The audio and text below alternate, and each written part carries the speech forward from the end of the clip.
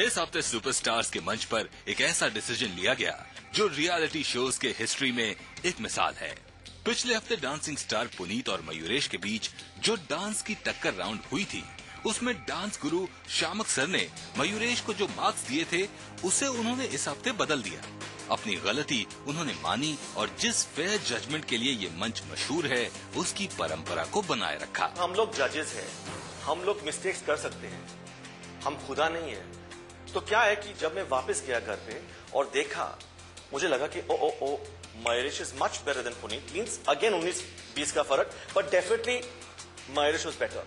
तो मुझे नींद नहीं आई कि मैं क्यों ये मार्क्स दिया। मेरा मन तो पागल हो गया, मेरा दिल पागल हो गया। मैं सबको बोला कि I have to change the marks, ये नहीं हो सकता है। लेट पीपल से एनीथिंग, लोगों को खराब लगेगा, क्या अच्छा लगेगा मुझे नहीं पता, पर मैं तो सच्चाई बोलूंगा। This is a very important announcement. मैं आपको आज बोलना चाहता हूँ बिकॉज ये मेरा मन में चल रहा है इतना दिन से, और मुझे अंदर से कुछ हुआ है कि जब मैं मयूरेश और पुनीत का परफॉर्मेंस देखा वो दिन और फिर घर गया and I saw it again and I realise that Mayuresh definitely was better than Puneet.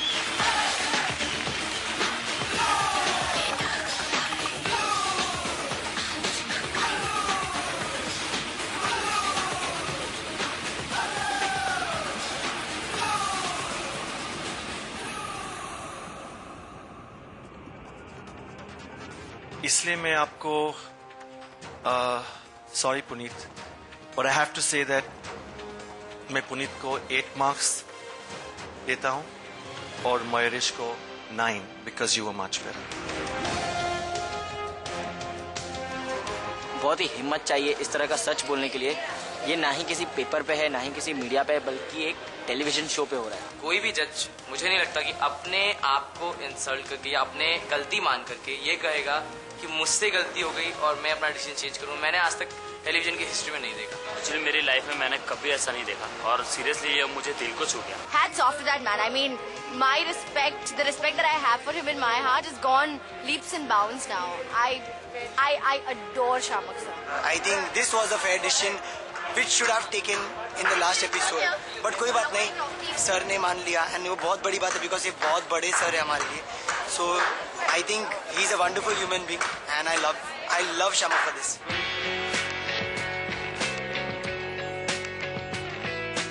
ये बहुत ही बड़ी बात है, लाइक जहाँ पे शामक सर ने ऐसे सबके सामने बोला ये, तो उस मतलब मैं बहुत ही शॉक था कि ये क्या हो रहा है, क्योंकि जनरली किसी भी शो में ऐसा होता नहीं है, जो हो गया वो हो गया, ऐसे ही था।